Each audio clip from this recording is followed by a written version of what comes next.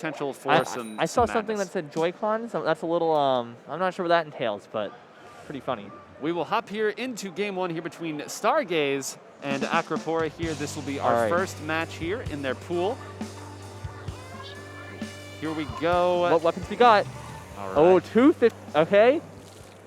All right. So basically, what we were expecting for the no shooter comp. Well, I mean, we've got some shooters. All right. Who gets the first ray? Which team? Well, I mean, it's got to be the one with the jet sculpture, right? True. That's the classic. You would assume. Keep an eye on the top of the screen. Yep, we're halfway there.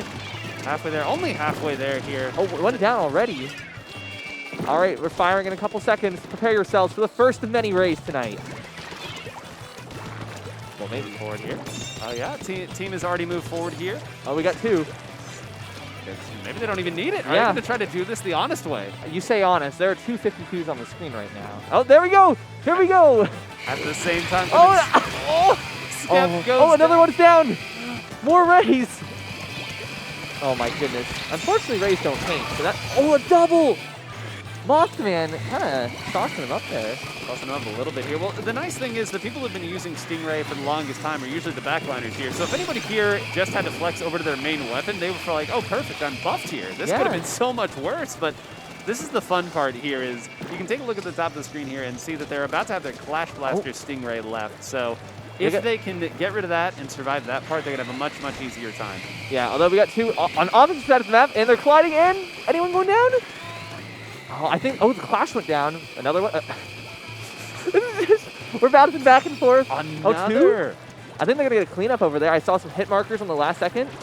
RDB once more. Oh, there's 3 closing it up. Oh, a beautiful slosh. Right over the top of it here. That is a delayed triple there for RDB. Absolutely doing work here with this slosh machine. This weapon dominated the game. Hit another. Let's go. So close. Oh, look at assist. Are they going to get it? That Stingray should follow it up, but not enough. That's okay. They'll have another one in a second. All right. There's 1, 2, 3. Oh, my goodness. I love Splatoon 2 for the Nintendo Switch. Oh, is that another ray? I can't even tell what's happening anymore. People are just exploding the rays. Oh, that was actually a pretty good trade, I think. They didn't. There was 2 down, though. Yeah, I was going to say, the fact that one of them opted to use their Stingray there means they can't paint. Yeah, they're gonna move in based on that. Oh, if they can get in, there may be hope. They got to get in quick, though. Yep. Dynamo. All right. Died in zone. Yeah. The Dynamo clutches out. They got the ray. They got 1. Get the ink. All right. I think that trade was worth it. Maybe not. I thought they were all back in spawn.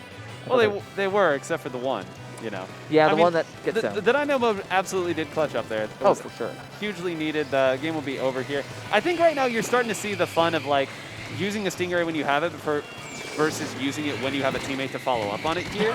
So you can see that Bear is kind of like moving forward at that point, trying to wait for the Stingray to come out from the team. But all the while, I think there was a little bit of discoordination here, which is just, you can't auto-win with your Stingray. You have to be able to follow up a little bit. Also, I felt like they were waiting for one Stingray to pop to immediately fire their Stingray. All right, in zone, Australia has a dangerous spot. Ray. But they got 2 down, that's it. Yep. Well. All right, well, that was game 1, folks. And I will note that we will be spinning that wheel a lot. So don't be surprised if we see some more madness here that these teams have to endure. You can see still some solid comms there as they're talking amongst themselves, trying to make sense of what in the world just happened there. Take a look at the screen there. Lots of Stingrays. If you all aren't tired of that song, just, first of all, you haven't been watching a ton of Splatoon 2 over the past couple of years. But just get ready for it a lot of opportunities for that specific thing to get rolled. I really wish we could see how many rays were fired off. I wanted to know. Okay, it's wheel time. All right, fellas. Bets on what we're going to see. I'm a big fan of Among Us, personally. So at Port Ray, sticks, subs, and specials only. Let's see. No subs at all. Ooh. Excellent. Okay, so one team not getting to use their sub weapons. And the other team... Oh, Joy-Con. Is that the Joy-Con one? That is. That's trade a Joy-Con. That sounds very funny. So how that one was explained to me over the course of this last little bit here is you not only have to then go with Joy-Con, but you then have to trade a Joy-Con with somebody else. Ah, that sounds quite funny. So we have a respit maybe. So okay, we may have had a respawn. So it looks like taking a look there, I think there might have been a respin. Maybe there wasn't anything for... maybe they couldn't find a way to make the Joy-Cons work here, or maybe it could be something with just they're already in the shoal. That could be it. Yeah, we'll figure out exactly what that is. As it stands now, no subs. I will... What happens if they use a sub by accident here? I feel like you jump back to spawn. Just auto lose, jump back to spawn. That's not a bad thought here. I think jump back to spawn. Jump back to spawn. Wait. So wait, if it's no subs, can you sub strafe? Ooh, true. Are we banning the... Is it banned R button or banned, throw it? Because if you take away subs... Some people might remap. You can't just ban the R button. The spirit of it, anyway. The spirit of banning the... I feel like the real question is, yeah, because if you take away sub strafing, suddenly you have no movement. Or at least dramatically reduced. And bombs become a lot stronger. You just roll one under their feet, and what do they do about it? Exactly. Well, we're moving to tower control on Anchovy Games here. So we've got a regular map and mode, a very common map and mode, and a mode that I would love to be able to throw bombs at the tower on. Yeah, that's a good point. This is kind of rough for one of them. Not being able to throw a bomb on tower kind of just makes some pushes kind of free. Especially if there's umbrella in here, what do? They just have to sit there and be like, oh, man. You ain't doing anything. I wonder if the teams realize that. 'Cause I didn't even think about that at a glance. Yeah, that's going to be so difficult. It's almost going to have to be a special at that point. If a tent gets set up there, or even an undercover would be able to take a lot of hits. Yeah, something like that. Especially because they're doing swap Joy-Cons. I think umbrella is pretty safe to use, right? Because you're in the back, you're not fighting too much. You just throw it out. You don't really need to aim. You're just a support. You're helping the squad out. Well, we've got a second here. Just to note the teams again, we have Stargaze versus Acropora. Stargaze, Yeet, RDB, JB, and Snow.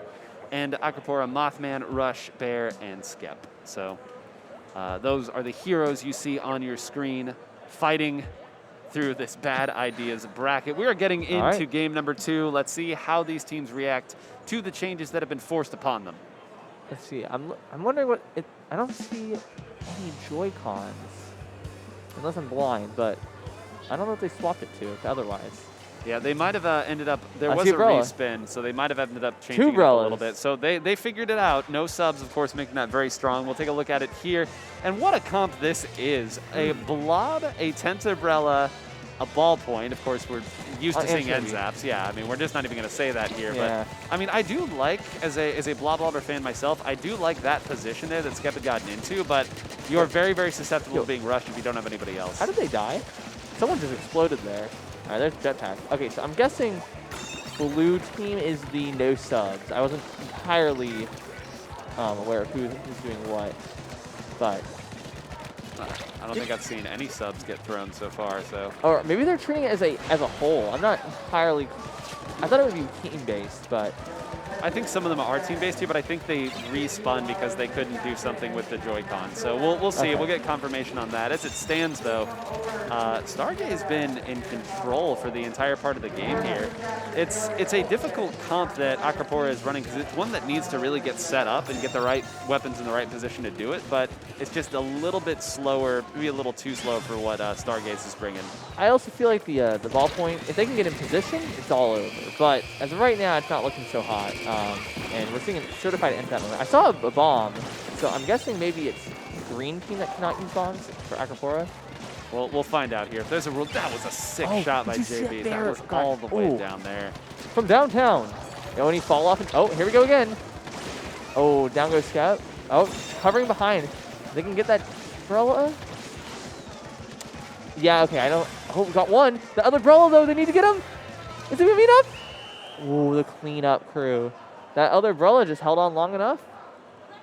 Just long enough, and as we said at the start of that, the rare time that we pull out an important fact and it actually matters there. When you don't have subs, umbrella is so much more difficult to get off of it. Kind of goes from like a respectable weapon to, oh, how do we deal with this? And, it was an interesting comp there too that Stargaze was running because they ran double inkjet, but they didn't use any of the common inkjet weapons. I guess the Splash-O-Matic is one of the inkjet weapons you'll see at times, but I was gonna say it's maybe not that variant. Rainmaker. I know Biscuit plays that a lot. Kibber plays it every once in a while, but a lot of times these days when you see it, it's because someone is using a novelist. That's really the most prevalent user of that at this point. Or occasionally you'll see maybe the ballpoint that can use it. It's L3D. Yeah, L3D. That would be probably I would say number 2, but It's strong on this map, right? It has been a universally strong weapon here, and they kind of broke through once they were able to cyclone. Yeah, and nothing they could have done. I mean, their jetpacks were flying everywhere. All right, here we go. K-Pogs in the chat. Let's see what it is, fellas. Spin. No No subs. subs. I kind of... Can we get a... nope, we're sticking with it. Okay, and for the other team... No, not again! Oh, no. Is an executive decision being made? Yes, Siren has pushed it back up, unless they've said... Are they agreeing? All right, they're both re-rolling. Okay. Among Us! Among Us! I love Among Us. That's my ears, too. Listen, yeah, you should be screaming as well. This is Among Us. This is a beautiful day for everyone here. We're about to find out what happens. So, from what we understand, with Among Us, one player from each team goes to the other team. They then try to sabotage. Imposter. So, you could simply jump off the map a few times, but that's not nearly creative enough. Okay, and it's going to be Rainmaker, though, right? Because that's the next mode. Which means... Oh, my God. This could get really silly really quickly. Listen, I'm a big fan of getting the legendary 8 kills in a row in Splatoon in general. You grab the Rainmaker, you get your sick quad, and then you go nuke your own team.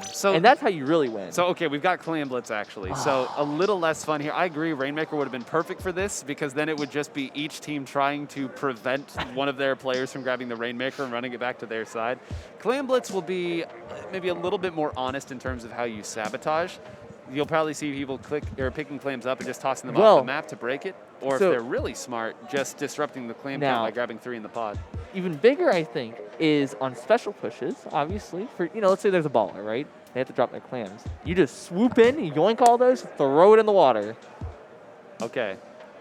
Okay, I'm a little bit bigger of a believer now in you can do that. Clan Blitz sabotage. I think another big one is purposely throwing your, purposely feeding, let's say enemy team is pushing, right? And you're the saboteur, or the imposter, I'm sorry. And you got a couple clams. You just, boom, game. So it looks like Skep has joined Stargaze here. Okay, all right. And Stargaze has sent over Yeet to Acropora. So. Oh boy. Okay. Well, Yeet, a very fitting name for what their role is going to be in this. Yeet and clams into the water, the other team. And it's Skipper. This is a really easy map. Actually, oh no. I was going to say most of this map is near a ledge. Also, they can start trying to take, you could start piling clams in north. Consider you get 2 power clams and you're juggling on your way up there. You're just holding them there the whole time. If the other team, if your team comes up there to steal clam to go score, you just throw one in the water and just sit there yeah, what you gonna do about it? All right. I want to see what terrible strategies are employed here. We're just gonna be keeping our eye on Skep and Yeet here, especially. All right, taking a look at it here. So Yeet has gone sploosh, already a fantastic play. And Skep going with, so this is great by Skep here. So Skep is going to be able to get to all of these claims very, very quickly, which means they're going to have a great chance to toss them off the map. Now Skep already goes down, which is the correct play here. Take out your saboteur on the other team. I guess, you could just be feeding. I mean, feeding, I think you can be a little more creative than feeding. Yeah, I feel like you want your, there we go. See, as I was saying, they accidentally killed Yeet. Tragic. But they did help a little bit there, because throwing clams before your death means that you're going to drop more, which is pretty good for a push here. Yeah, then you can see Skep there at the top of the screen. Threw a power clam off and then grabbed more clams there. I think RBD ended up getting 4 more there. Yeet is chasing Skep in mid, or Skep got away, I suppose. But, all right, Yeet's going in. Just curious what they're going to do here. All right, they have 8. Okay. Well, this could build the power claim here, but of course they're not going to do that. Why would you do that? That would help your team. So, okay, so... Are they going to throw the pity claim off?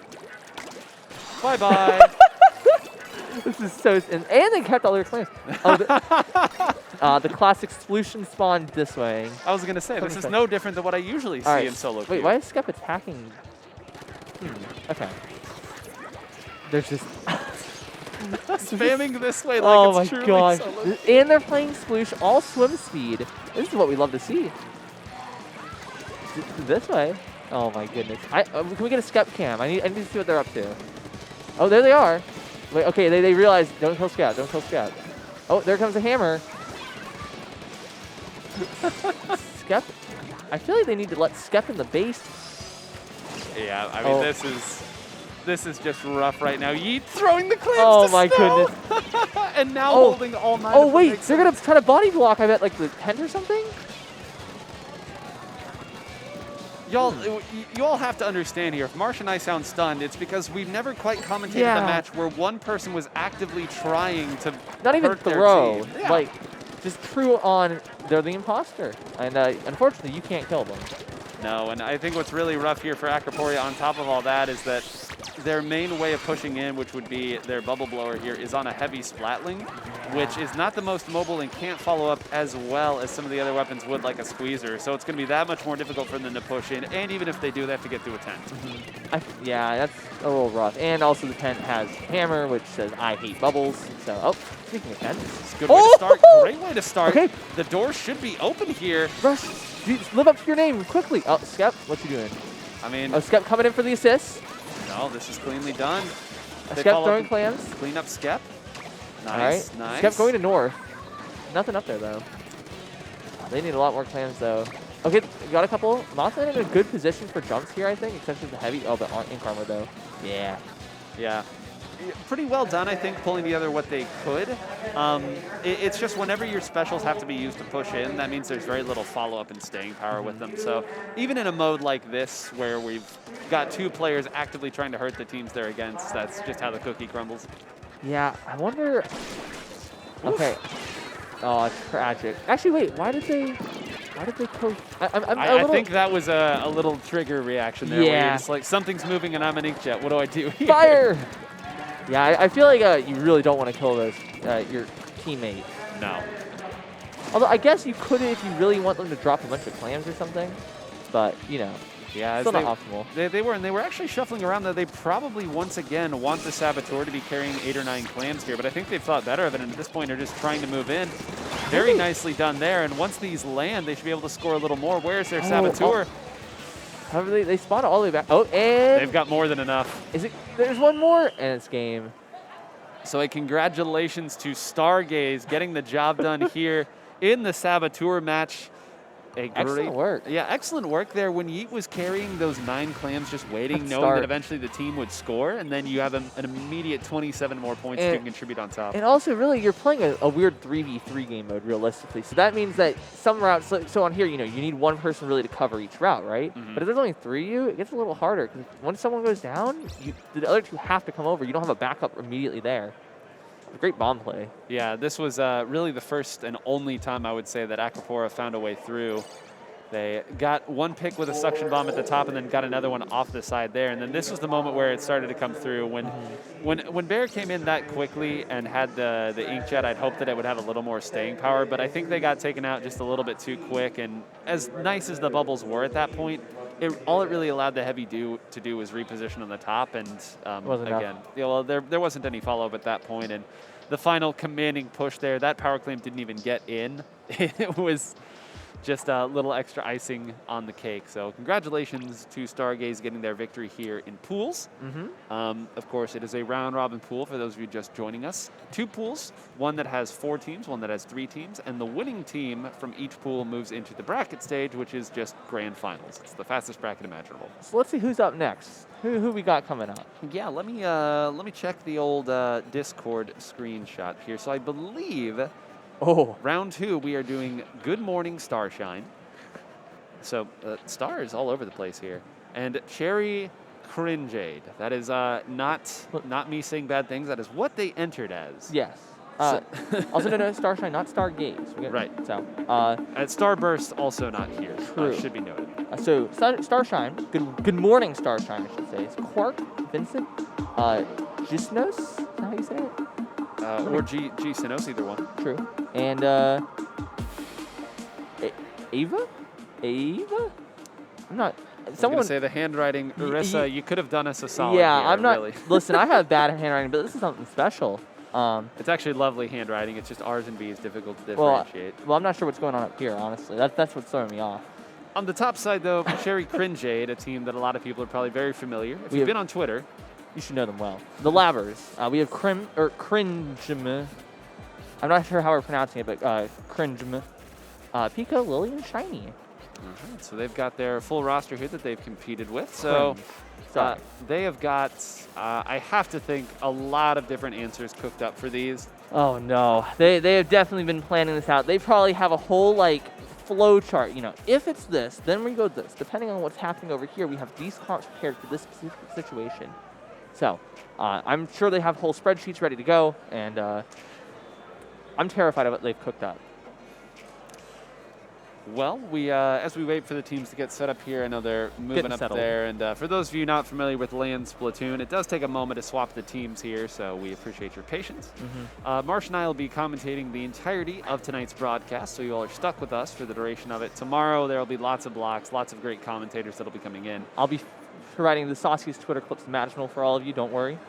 That's a guarantee he's made. So feel free to hold Marsh to it. If there are no great clips, It may be in Smash Bros, not Splatoon. he owes you $5. Wait a second.